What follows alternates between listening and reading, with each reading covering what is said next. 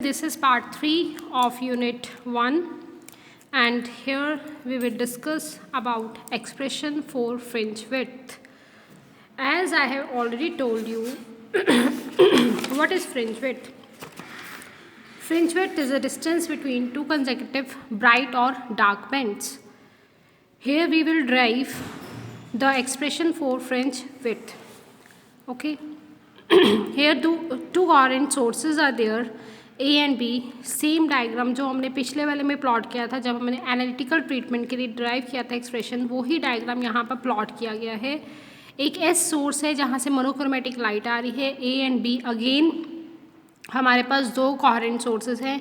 ये हम एक्सप्रेशन किसके लिए निकाल रहे हैं? ये एक्सप्रेशन हम निकाल रहे हैं फ्रिंज विड्थ के लिए, जो मैंने आपको पिछली बार बताया था.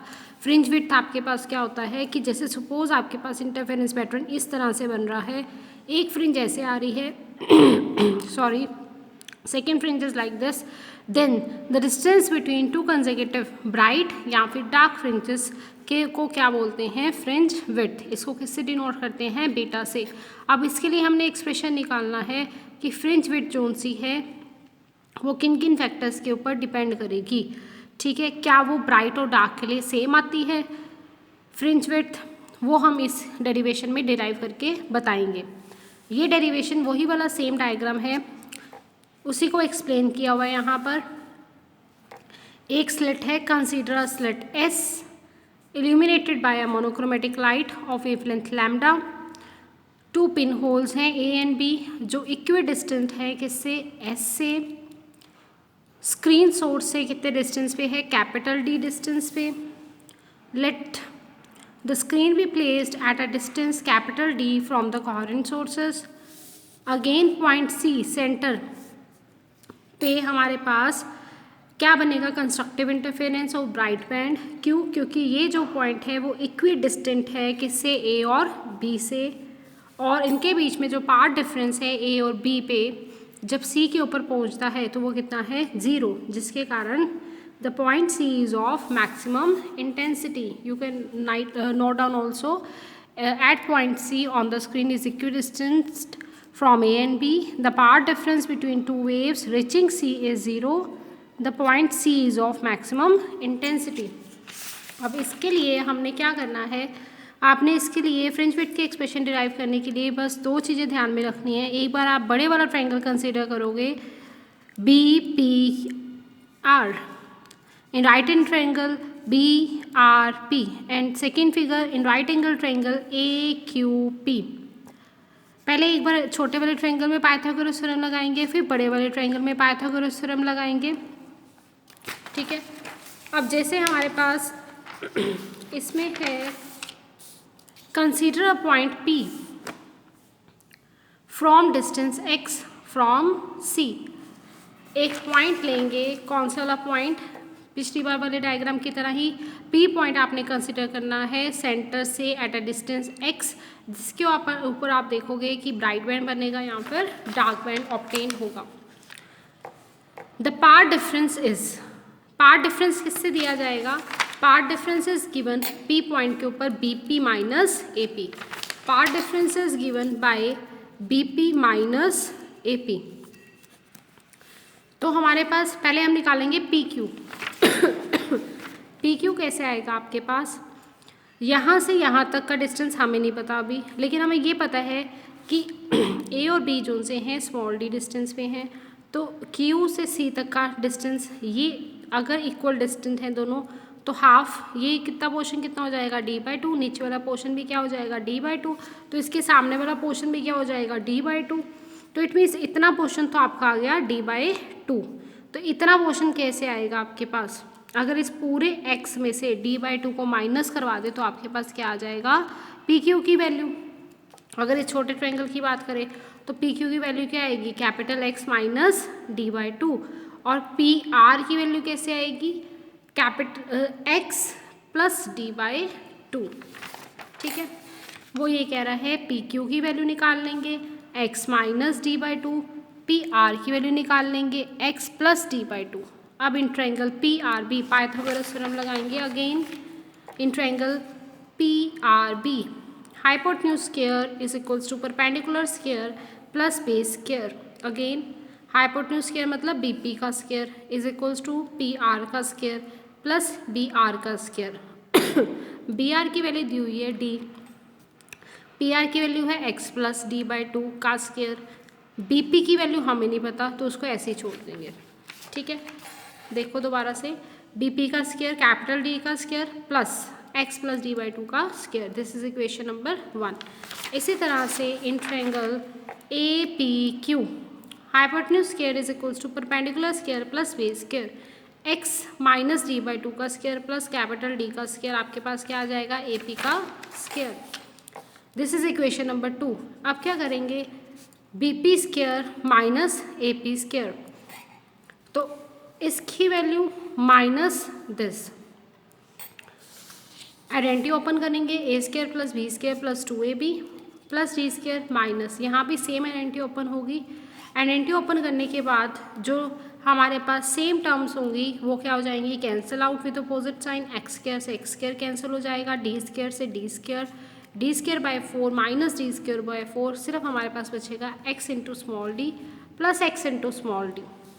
तो आपके पास हमारे पास ऊपर चल रहा था A square minus B square, किसके इक्वल हो जाएगा, A minus B into A plus B, किसके इक्वल आ जाएगा 2 into X into small D, यहाँ से B P minus A P 2 into X into small D divided by this आ जाएगा।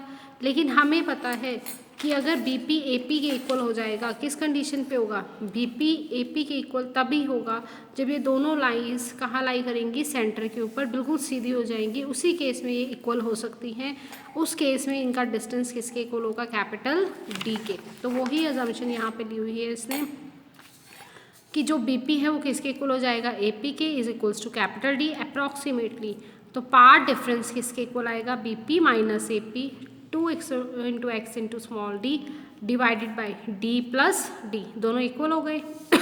तो 2 into X into D divide by twice of D, 2 से 2 cancel, X into small D divide by capital D, ये आपके पास क्या आ गया, path difference. Next है आपके पास पार्ट डिफरेंस आ गया है हमारे पास B P minus A P X into small D divide by capital D. Most important relation it is, ये हमारे पास न्यूमेरिकल में यूज़ होता है। फेज डिफरेंस का हमारे पास रिलेशन हमने डिराइव किया था पिछले लेक्चर में, वो था हमारे पास phase difference is equals to 2 pi by lambda into path difference, 2 pi by lambda into X into small D divide by capital D. हमें पता है कि ब्राइट फ्रिंजेस के लिए कंडीशन क्या थी, पार्ट डिफरेंस जो सा है वो होल नंबर ऑफ वेवलेंथ के इक्वल होना चाहिए। तो पॉइंट पी कैसा होगा उस केस में, ब्राइट बनेगा। तो यहाँ पर अब आप x into small D divide by capital D को ब्राइट की ही कंडीशन के इक्वल रखोगे। ब्राइट फ्रिंजेस निकालने के लिए पोजीशन निकाल लोगे, x आ गई पोजीशन। जब n की वैल्यू 0 रखेंगे तो पोजीशन भी कहाँ आ रही है, 0, तो इसका मतलब पॉइंट P कहाँ लाई करेगा, C के ऊपर, सेंटर के ऊपर, क्योंकि सेंटर पे कोई भी डिस्टेंस ट्रेवल नहीं किया, सेंटर के ऊपर पोजीशन क्या है हमारे पास 0।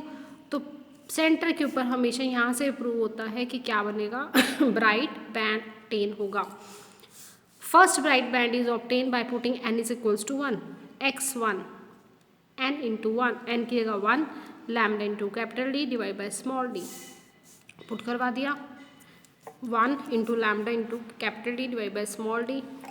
For second bright fringe put n is equals to 2, आ गया आपके पास 2 into lambda into capital D divide by small D. इसी तरह से nth के लिए एक्सप्रेशन आ जाएगा xn n into lambda into capital D divide by small D.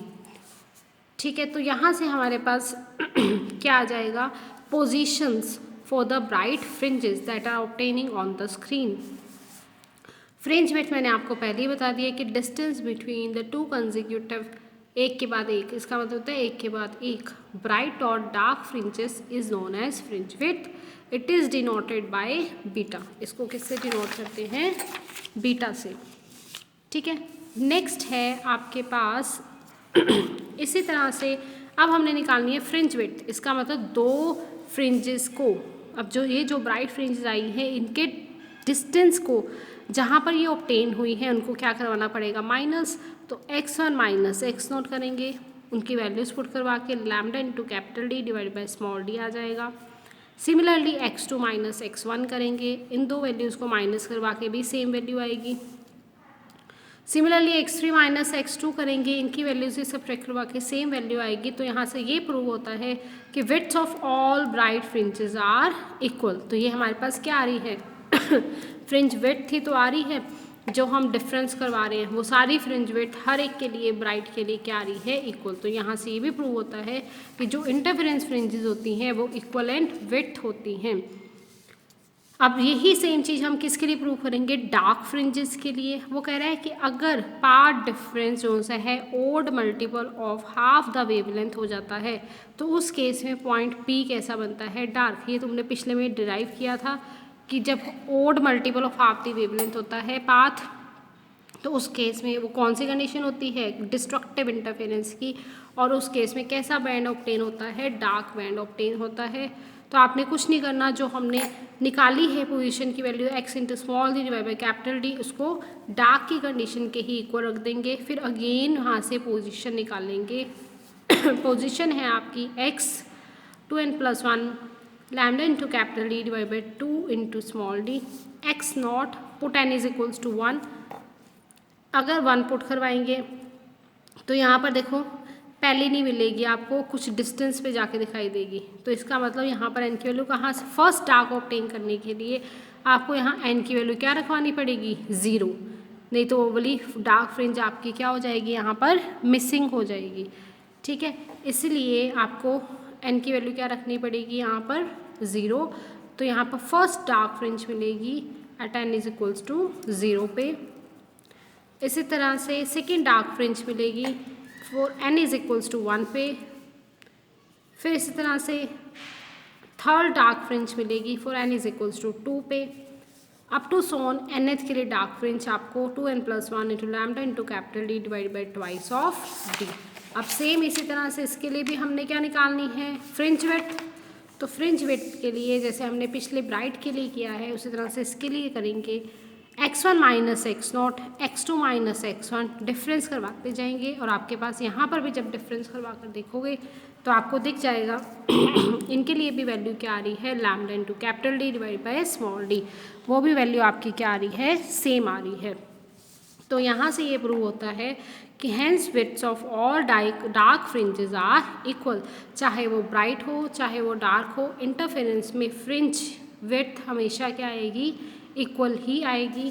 तो इसका मतलब फ्रिंज विड्थ का हमें फॉर्मूला मिल चुका है, क्या मिला है, beta is equals to lambda into capital D divided by small D.